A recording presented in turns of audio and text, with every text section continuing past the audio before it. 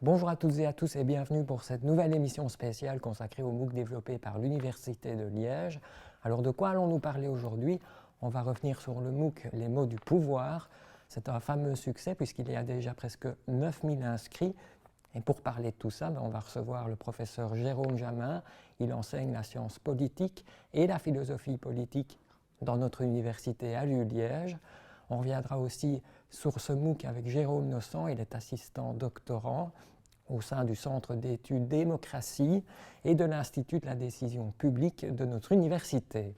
Ensemble et au départ de la notion de pouvoir, nous reviendrons sur des concepts clés de la science politique comme la démocratie, les régimes politiques ou les idéologies. Donc messieurs, bonjour. Bonjour. Bonjour. Alors la première question, comme d'habitude, ce sera pourquoi est-ce que vous avez décidé de faire ce MOOC? Est-ce que vous pouvez un peu retracer l'historique? Alors, je propose, si vous êtes d'accord, Monsieur Nossan, de commencer. Bon, on a été tous les deux confrontés agréablement à cette opportunité. Je dis confrontés parce que c'est un défi, agréablement parce que c'est une chance d'avoir une institution qui donne des moyens pour réaliser un MOOC. Alors, moi, personnellement, je suis à l'université depuis une vingtaine d'années, j'enseigne depuis une dizaine d'années. Je me suis dit, c'est l'occasion je dirais, d'essayer d'apporter quelque chose de nouveau à ma façon d'enseigner. Mais je vais être très franc avec vous, je ne savais pas exactement ce que ça allait donner. Donc, mon objectif a essentiellement été de me dire, j'ai un manuel, j'ai de la matière, j'ai de quoi parler, j'ai des étudiants, et on me propose de construire un ovni qui apparemment apporte quelque chose, allons-y. Donc ça, c'était le point de départ. Oui, moi j'ai rejoint le navire en cours, donc c'est en 2018 qu'on a commencé à plancher en équipe avec le professeur Jamin et d'autres personnes sur le contenu de ce MOOC. Et donc l'idée dès le départ, c'était d'articuler le MOOC autour du pouvoir, de la science politique et des mots qu'il incarnait, mais ce qui a été décisif, c'est lorsqu'on a réussi à se fixer, en effet, qu'on a décidé de partir sur le partage d'un langage commun. Au-delà de ça, durant les réflexions, on était notamment accompagnés dans le cadre de ce qui s'appelle les MOOC Labs. Donc c'est des réunions des différents producteurs de MOOC au sein de l'université, supervisés par le service pédagogique. Et alors là, ça devenait intéressant parce qu'il y avait une possibilité de mettre en commun des savoirs, de partager des expériences, mais aussi les incertitudes. Et donc ça, c'est la grosse partie qui a précédé, d'une certaine façon, qui s'est présentée en parallèle du travail de documentation. Par travail de documentation, il y a le recueil tant de visuels que de contenus supplémentaires. Le but, c'est quand même de fournir aux apprenants une expérience assez complète. Et c'est pour ça que le MOOC qu'on propose a un grand nombre de ressources, de schémas, mais à la disposition des apprenants une documentation assez riche et largement disponible. Après, il y a toutes les étapes d'un MOOC. Il y a eu les enregistrements avec le professeur Jamin, les collègues du professeur Jamin qui sont aussi professeurs en sciences politiques, et puis les montages, promotions, etc. jusqu'au lancement il y a 15 jours de cela. Avec l'avantage que dès le début, il avait été établi avec l'équipe des MOOC et avec l'institution qu'on allait pouvoir faire d'une pierre deux coups, faire un MOOC pour mes étudiants et un MOOC à l'international. Et alors, ça c'est quand même assez excitant de se dire que potentiellement on peut toucher des milliers de personnes à travers cet outil, même si jamais ils ne vont peut-être pas tous suivre le cours comme les étudiants. Et puis alors il y a un aspect...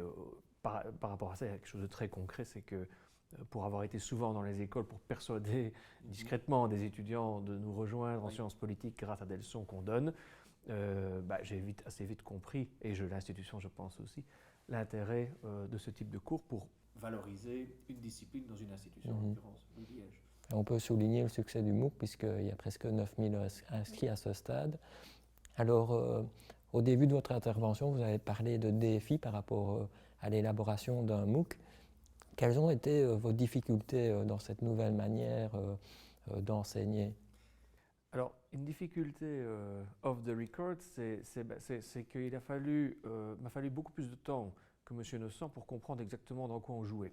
Et donc, on devait se parler on devait parler ensemble de quelque chose qu'on ne comprenait pas de la même manière, ou pour le dire plus simplement, que je ne comprenais pas et que lui comprenait quand même un petit peu, et puis de mieux en mieux. Et donc, il a fallu un certain temps pour que je me dise, il vaut mieux lui donner totalement la gestion de l'architecture, d'ingénierie, et que je garde mon indépendance sur le sens final et la pédagogie, plutôt que vouloir me mêler du premier dossier. Une fois que ça s'est passé, alors je me suis dit, on me construit une maison et je garde la maîtrise des couleurs, on va dire. Hein. Voilà. Et là, ça devenait lisible, mais pas plus tard qu'il y a quelques semaines, quand on a lancé le MOOC, j'étais quand même pas encore tout à fait bien au fait de ce que ça allait représenter pour un étudiant de le faire. Maintenant, ça va. Il est temps, vous me direz, puisqu'il existe et qu'il a commencé. Oui, c'est ce dialogue et au-delà, c'est toute la question de la transposition d'un contenu plus académique dans un contexte audiovisuel, utilisation de TIC. Donc l'éventail des possibilités semble infini dans un premier temps. Et puis, il y a tout un travail de sélection de ce qui sera le meilleur média, le meilleur moyen de transmettre le savoir, de transmettre le savoir-faire. Et le tout dans un dialogue permanent avec le professeur Jamin. Donc, ce n'est pas vraiment une difficulté en soi, c'était plus un défi qu'il était assez amusant de passer, quoi. Et justement, on a parlé des difficultés peut-être, mais quels sont les avantages pédagogiques d'un MOOC pour vous? C'est un enseignement qui doit s'adapter? Je dirais que on dit toujours que pour bien donner cours, il faut un support, soit un support que l'on conserve et qu'on ne donne pas aux étudiants, soit qu'on donne aux étudiants, soit des supports qu'on donne en partie aux étudiants et des supports... mais en tout cas, il faut une matrice. Et dans l'histoire de l'enseignement, ces bases, c'est un livre, c'est un syllabus ou un PowerPoint. Moi, j'ai vu le MOOC comme un support supplémentaire qui ne devait pas être une simple réplique des autres supports. Et donc, il y a pédagogiquement quand même quelque chose d'intéressant que d'avoir une sorte de vie automatisée et indépendante du cours en parallèle à la vie du cours, à laquelle je tiens beaucoup, parce que je continue à penser, et d'ailleurs les promoteurs du MOOC ne nous ont jamais dit que le MOOC devait remplacer l'enseignement, mais à côté, je dirais, de la part d'imprévus et d'improvisation liées à chaque cours présentiel, puisque l'actualité et la forme de l'enseignant fait que le cours ne sera pas le même d'une semaine à l'autre, le fait d'avoir ce MOOC en parallèle, mais là je parle essentiellement du MOOC tel qu'on propose à mes étudiants, pas à ceux qui ne l'ont qu'en ligne. Là il y avait quelque chose de nouveau et pour le pédagogue de rassurant, puisqu'il y a quelque chose qui est un peu automatisé, et donc on peut se raccrocher comme un manuel à cela. Mais c'est dans la phase exploratoire, donc je n'ai pas encore perçu si tout fonctionne comme prévu. Alors, à qui ce MOOC s'adresse-t-il? Vous avez donné une piste de réponse finalement, ce sont vos étudiants d'une part, mais pas seulement, si j'ai bien compris. Non, alors, la réponse en tant que professeur d'un point de vue intellectuel, je dirais de façon un peu pédante, ce MOOC s'adresse à toute personne qui a besoin d'outils pour mieux comprendre le monde. Alors la réponse du professeur qui veut faire vivre son université, il dira, ce MOOC s'adresse à tous ceux qui potentiellement pourraient s'inscrire chez nous. Et la troisième réponse, c'est ce MOOC s'adresse à mes étudiants, avec qui ils auront, grâce à ce MOOC, un outil supplémentaire qui devrait rendre peut-être un peu plus agréable, plus pratique, peut-être plus dur aussi. Ça, c'est les résultats qui nous le diront, le cours qui existe déjà. Oui, c'est ça l'idée, c'est d'avoir un objet qui s'adresse à différents publics. Et je ne reprends pas nécessairement les figures du professeur Jamin telles qu'il les a évoquées, mais par exemple, lorsqu'on se rend au salon des études ou bien dans des classes pour donner un aperçu des études de sciences politiques, on se rend assez rapidement compte que c'est relativement flou pour les potentiels étudiants, voilà, ou même une partie du public. Tout le monde ne finit pas Premier ministre en ayant fait les Sciences Po. Et donc le MOOC permet d'avoir une première approche, d'un petit peu dégrossir un objet particulier qui, si tout le monde a son avis sur la politique, tout le monde ne sait pas nécessairement en quoi consiste effectivement la science politique. Et je crois que c'est un grand avantage du MOOC, c'est qu'il donne ce premier aperçu de manière très claire. Et justement, alors maintenant, on va rentrer un peu dans le cœur du MOOC. Il a comme base le mot pouvoir. Alors, comment définit-on le pouvoir? C'est une des clés principales pour la compréhension du MOOC dans son ensemble. Alors, j'ai envie de répondre une première fois très vite en disant que a du pouvoir celui qui est capable de faire bouger les choses autour de lui, parce qu'il le souhaite. Évidemment, s'il les fait bouger contre sa volonté, ça n'est pas du pouvoir. Mais s'il les fait bouger parce qu'il le souhaite, c'est une forme de pouvoir. Alors il y a comme toujours en sciences humaines, des définitions qui se veulent un peu plus savantes, un peu plus méthodiques. Alors on dit que le pouvoir, c'est la capacité d'un acteur de faire à quelqu'un quelque chose qu'il n'aurait pas fait sans cette capacité. Donc une fois qu'un acteur fait faire à quelqu'un quelque chose qu'il n'aurait pas fait sans cette capacité, on a un effet de pouvoir. Et alors après, on peut décliner et dire que si quelqu'un parvient à faire en sorte que quelqu'un ne fasse pas quelque chose qu'il aurait fait en dehors de ses capacités, c'est aussi du pouvoir. Hein. Si jamais je suis dans un rapport de force et qu'un voisin de bureau veut raconter des choses négatives à mon sujet, mais que je parviens à faire en sorte qu'il n'ait jamais rien raconté, je parviens à faire en sorte qu'il ne fasse pas quelque chose. C'est du pouvoir. Oui. Et si après, sans pitié, même s'il ne m'a pas attaqué, je décide de le punir quand même et que je m'arrange moi pour raconter des choses à ce sujet et qu'il perd son emploi, c'est aussi une forme de pouvoir. J'agis et il y a un effet. Donc, je dirais, a priori, c'est ça. C'est la capacité d'un acteur à influer sur un autre, soit en le faisant faire un truc, quelque chose, ou en faisant en sorte qu'il ne fasse rien. Alors, si vous n'avez pas tout suivi, on va peut-être prendre un exemple un peu plus concret avec l'exemple de l'invasion de Saddam Hussein au Koweït en 1990. Est-ce que vous pouvez reprendre les différentes positions qui expliquent… Cet exemple-là est intéressant parce qu'il concerne Israël. Or, aujourd'hui, et notamment chez les jeunes publics 15-25, beaucoup d'adolescents ou de jeunes adultes pensent que l'État d'Israël est tout puissant, et l'a toujours été, et n'écoute personne, et n'obéit qu'à lui-même. Et ce n'est pas vrai aujourd'hui, même si cet État a une capacité d'influence et une relation diplomatique avec les États-Unis qui laisse penser quand même que cet État a beaucoup plus de pouvoir que beaucoup d'autres États.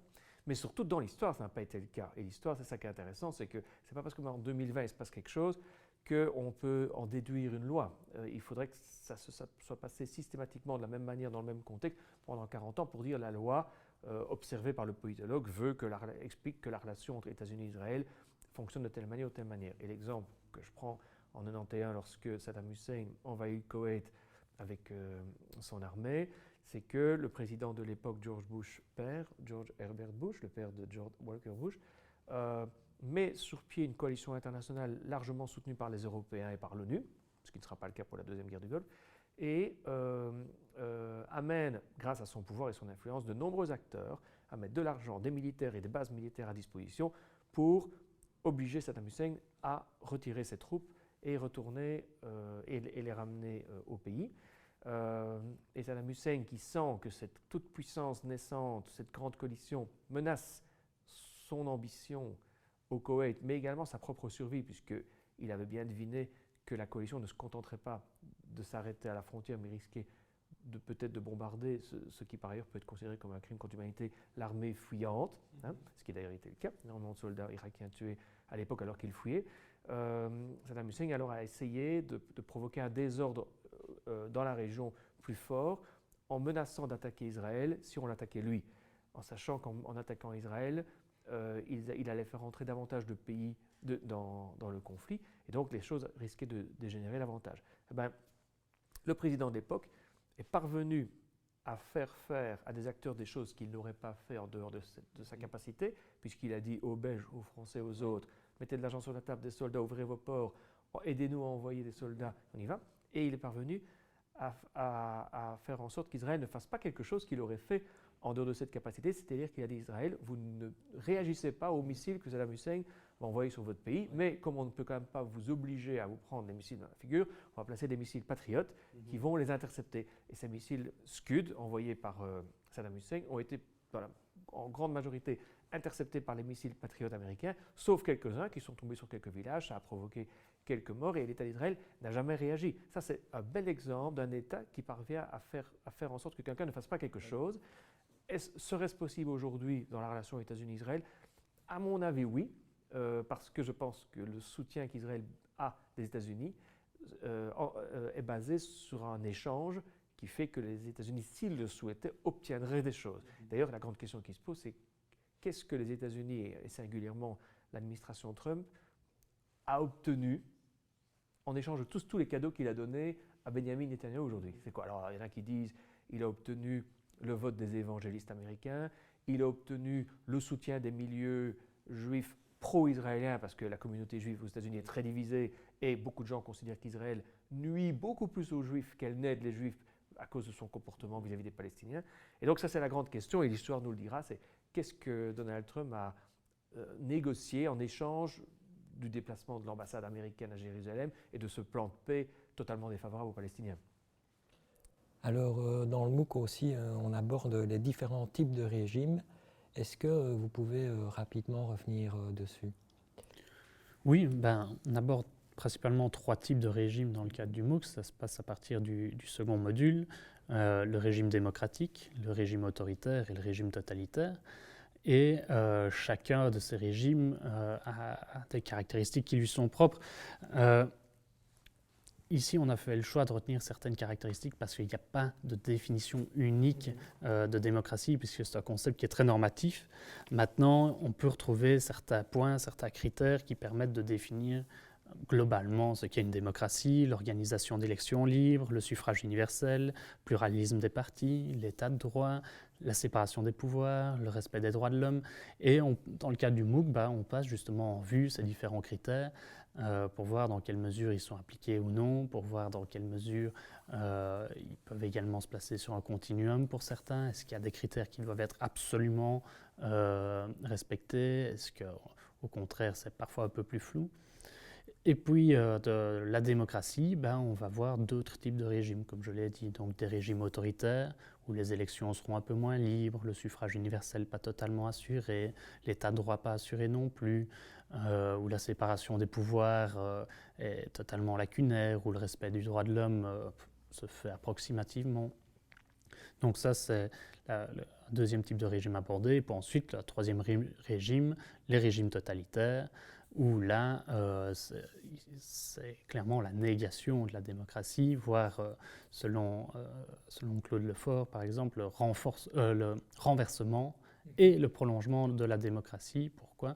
Parce que là où la démocratie est spécifiée par la division, c'est au contraire le rassemblement, l'unité absolue que l'on retrouve dans les régimes totalitaires.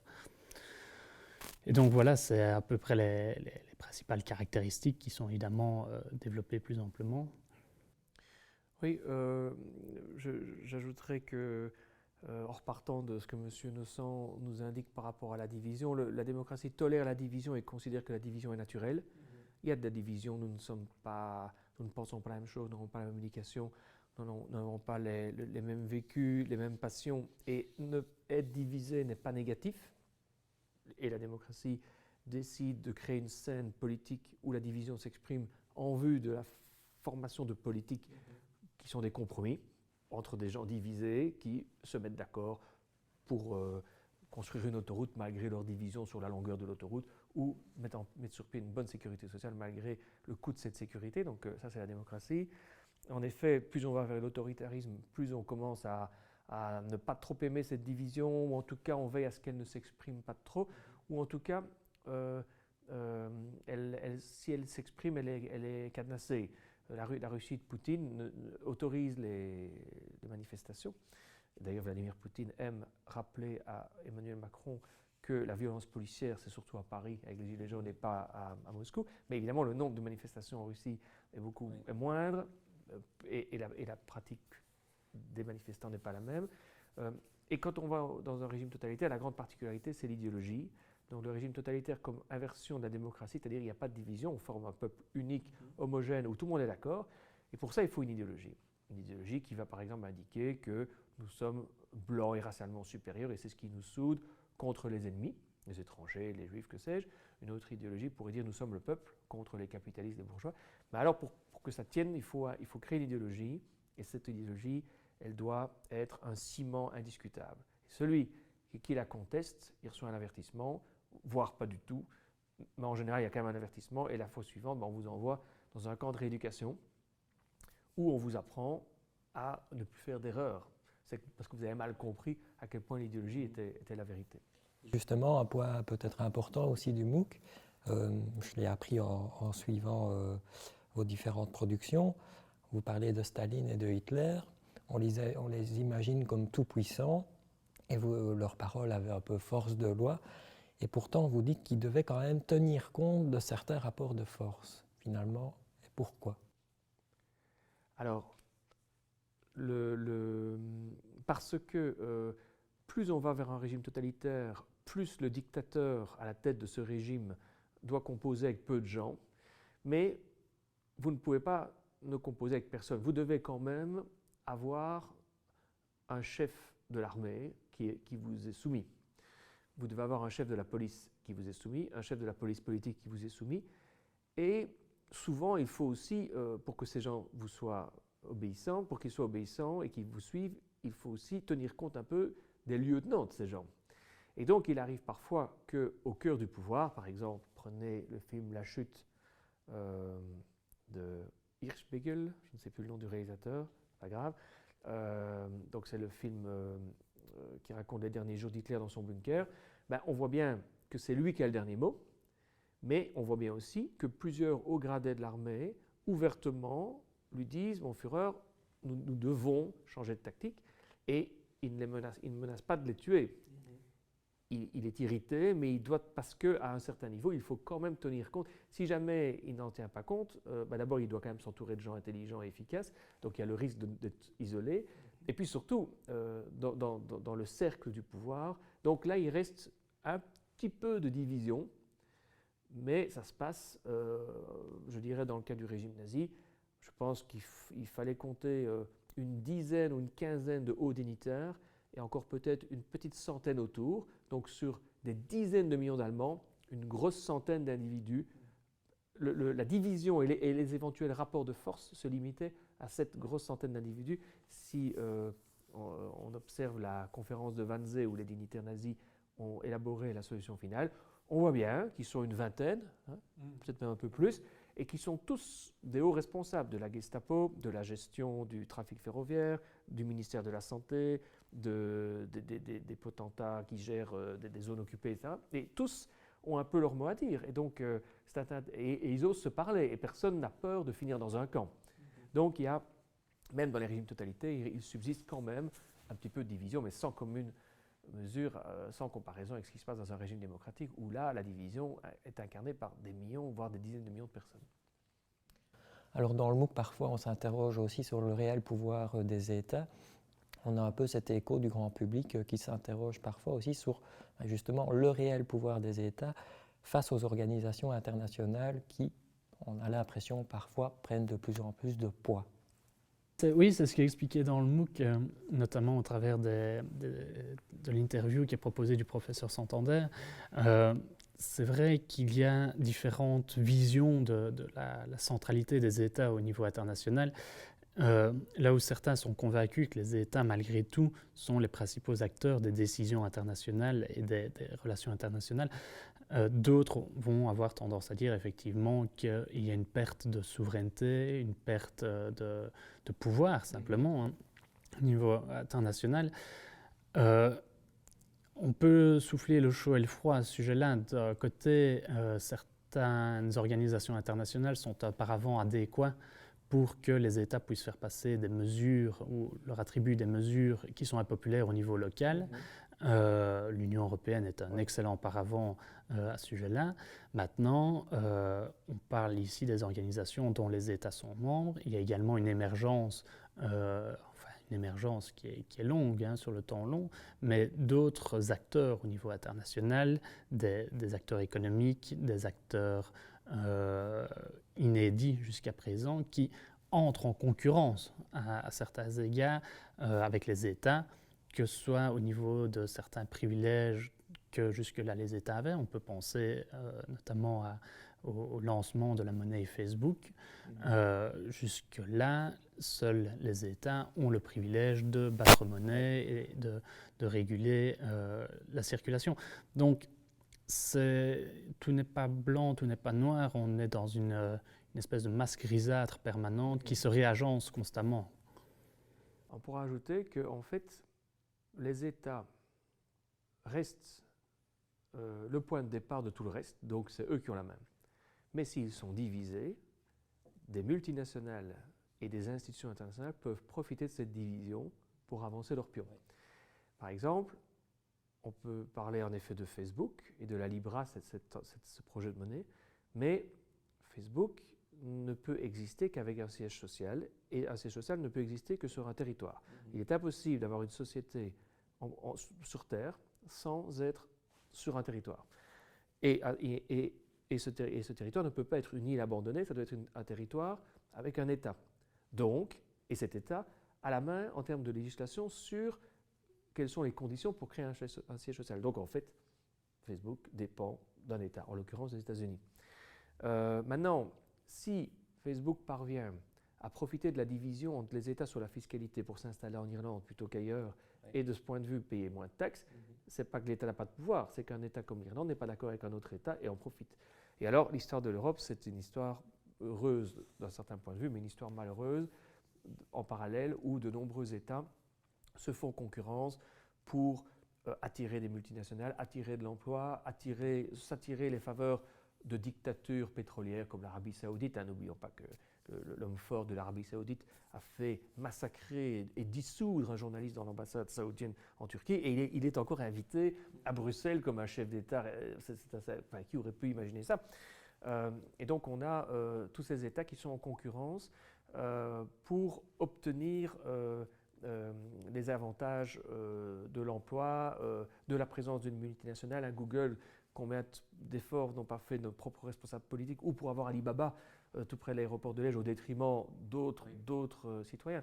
Donc l'État reste le point de départ, mais si les États sont divisés, les forces non étatiques profitent de ces divisions, comme dans n'importe quel rapport de force. On revient au pouvoir.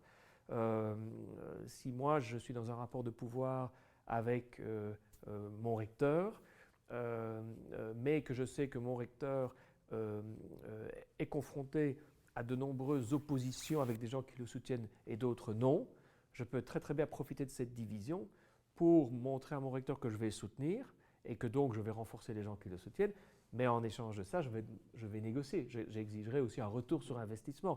Et donc la division va me permettre d'équilibrer un petit peu mon rapport de pouvoir avec une autorité. Alors, vous abordez déjà en partie une question par rapport, vous abordez les droits de l'homme, et leur reconnaissance ne va pas de soi, on le voit bien avec l'exemple de l'Arabie Saoudite. Alors, il y a un point souvent éthique qui se pose de la relation qu'on a avec ces pays-là. On peut parler de l'exemple de la Belgique et de la vente d'armes à l'Arabie Saoudite. J'avais pu interviewer Didier Reynders à ce sujet une fois, et il m'avait dit vous savez, quand on va là-bas, quand on fait nos déplacements, on prend un temps pour parler de ça, des droits de l'homme. On a un peu l'impression, et pour le grand public, que finalement, oui, d'accord, mais c'est l'économie qui prime. Et là-bas, on entend peut-être votre discours, mais on n'écoute pas attentivement, et ça rentre par une pour sortir par l'autre, pour le dire un peu plus platement. Donc, est-ce qu'il existe comment combattre cette tension éthique et économique pour un État par rapport à un exemple concret? Parce que si vous avez plein emploi, les travailleurs de la Fabrique nationale Herstal vous diront si vous me garantissez un emploi, fermons l'usine. Mais comme en démocratie, les responsables politiques dépendent de leur réélection et qu'à ce jour, les électeurs votent pour des gens qui produisent des emplois, tous ceux qui sont précaires, qui n'ont pas d'emploi ou qui cherchent de l'emploi, votent pour ceux qui promettent et obtiennent des emplois.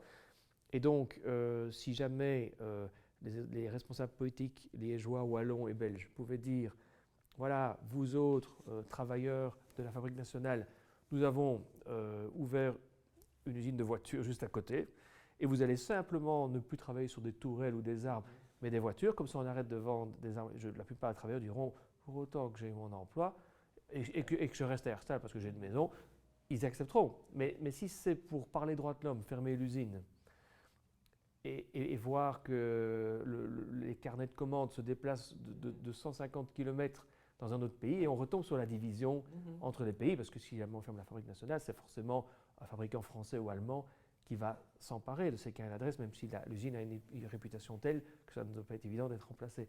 Donc moi je dirais que en démocratie, les élus sont dépendants de leur capacité à créer de l'emploi, et l'emploi est pour beaucoup de gens plus important que les droits de l'homme. Et je vous avoue que si j'étais demandeur d'emploi, peut-être que je considérais que trouver un emploi et manger, c'est plus important que sermonner les Arabes. Juste un dernier élément pour parler de la division des États.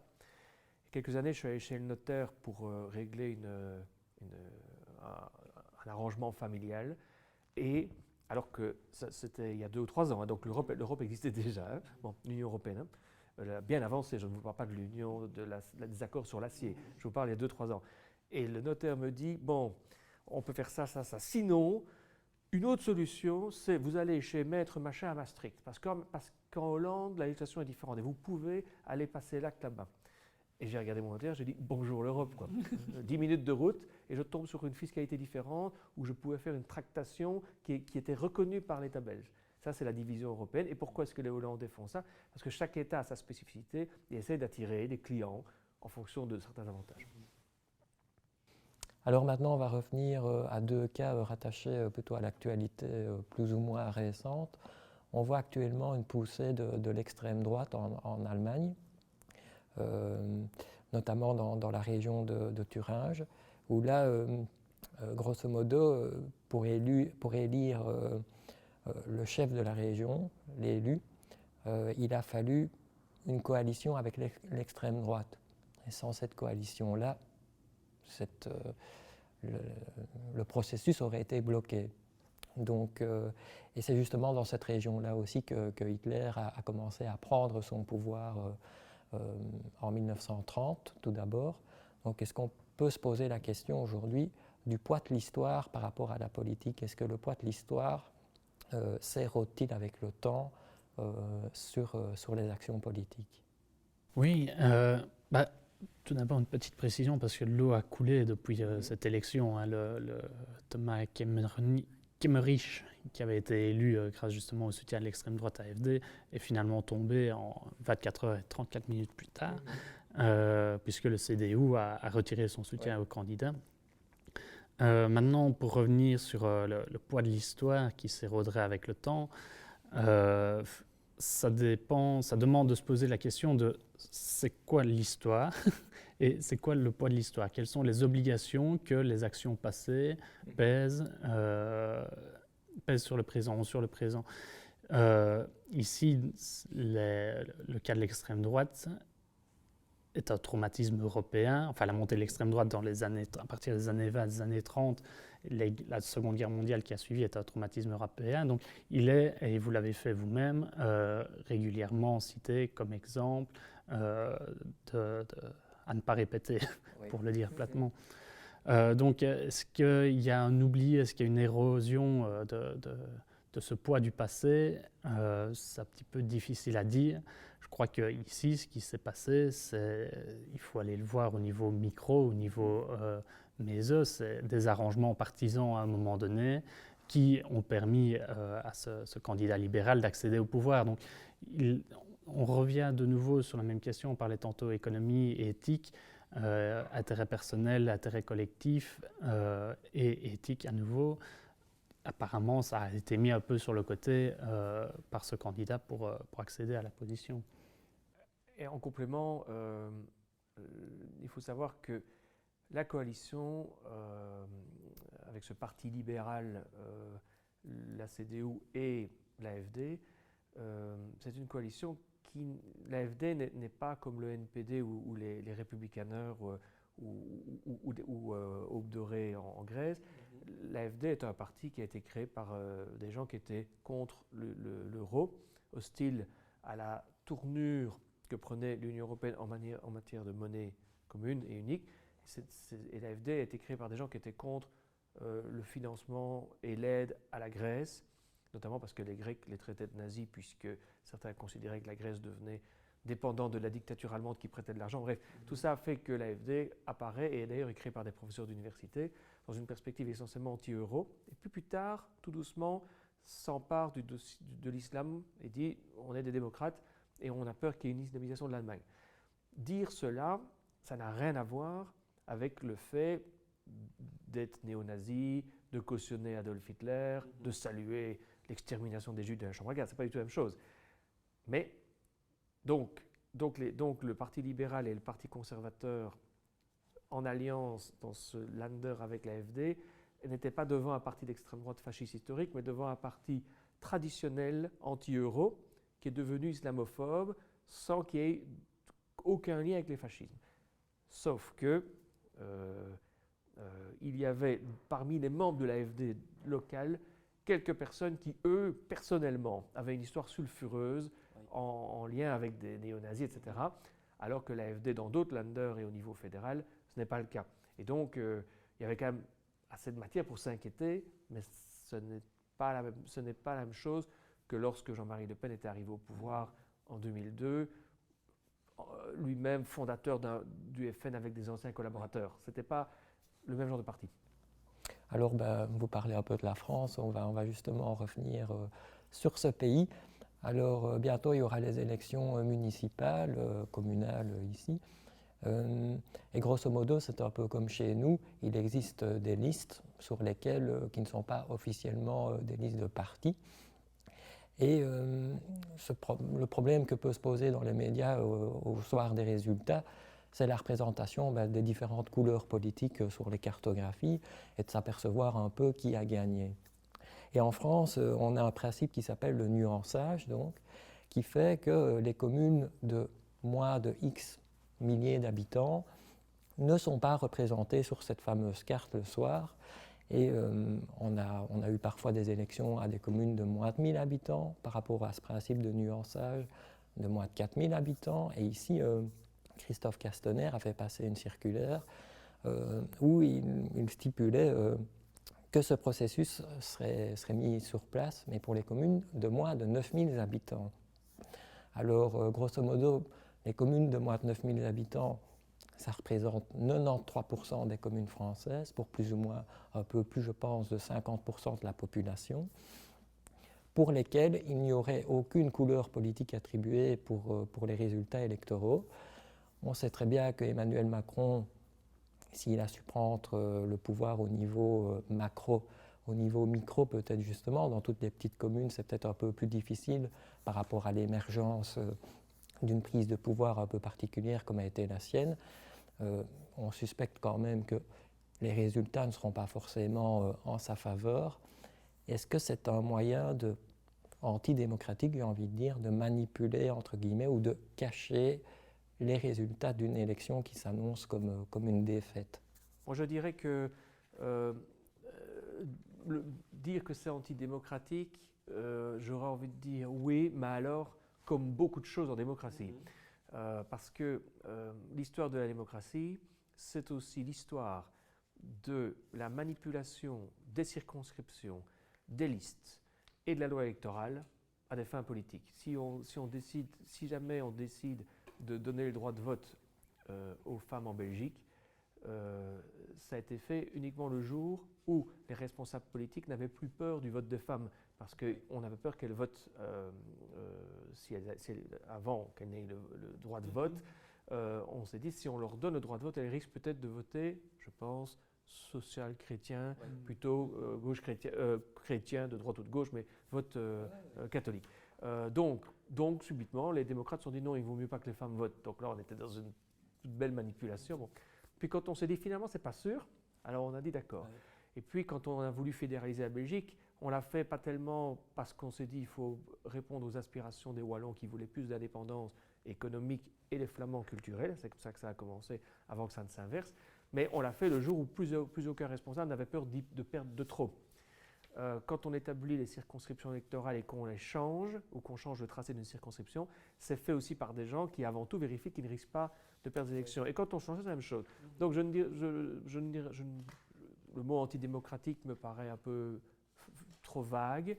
Je dirais que ça fait partie de nombreux outils qu'un pouvoir et un législateur en place peut utiliser pour faire varier les conditions du vote, et en ce compris les conditions du comptage du vote, et donc le résultat et l'image du résultat. C'est surtout l'image du résultat ici qui est concernée, plus que le résultat en lui-même, parce que les résultats ne seront jamais contestés. Ça peut être un point de départ pour dire, regardez, la vague macroniste n'est pas morte, et laisser entendre qu'on est encore parti pour... Oui, c'est ça qui est intéressant. On parlait d'image dans ce cas précis ici. C'est pas tant la circulaire qui a été transmise par Christophe Castaner, mais c'est plutôt les réactions qu'elle a suscitées et la communication qui a entouré la diffusion de la circulaire. Donc là où la plupart des partis de l'opposition ont hurlé au scandale et ont dit que justement c'était une non-représentation d'une frange de la population. Le ministère est retourné en arrière, retourné en avant, la communication a dû s'adapter, mais il faut bien revenir sur le fait que ce ne sont pas les votes qui sont niés en l'occurrence, c'est l'affichage et la procédure qui est simplifiée pour les préfets en soi. Donc c'est juste que le soir, lors de l'affichage des résultats, ce sera moins nuancé que ça ne pouvait l'être, moins précis que ça ne pouvait l'être, puisque ces fameuses villes de moins de 9000 habitants n'auront a priori pas de couleur. Mais au-delà de ça, il y a également un exercice de communication politique, puisque le gouvernement, au travers de cette circulaire-là, a également créé une catégorie un peu plus grise, une catégorie centriste, qui regroupe différents partis, y compris le parti En Marche, ce qui, selon les observateurs, peut donner lieu, lors de la transmission des résultats, à une surévaluation des votes pour La République En Marche, puisque ça inclura d'autres partis centristes qui n'en font pas nécessairement partie. Donc, on est plus dans l'image, il y a certes de la manipulation, mais il y a certes du pouvoir et évidemment de la politique là-dedans, que dans une réforme claire du processus de vote. Eh bien, merci beaucoup pour vos interventions, pour vos explications. Quant à nous, on se donne rendez-vous pour une prochaine émission. À bientôt.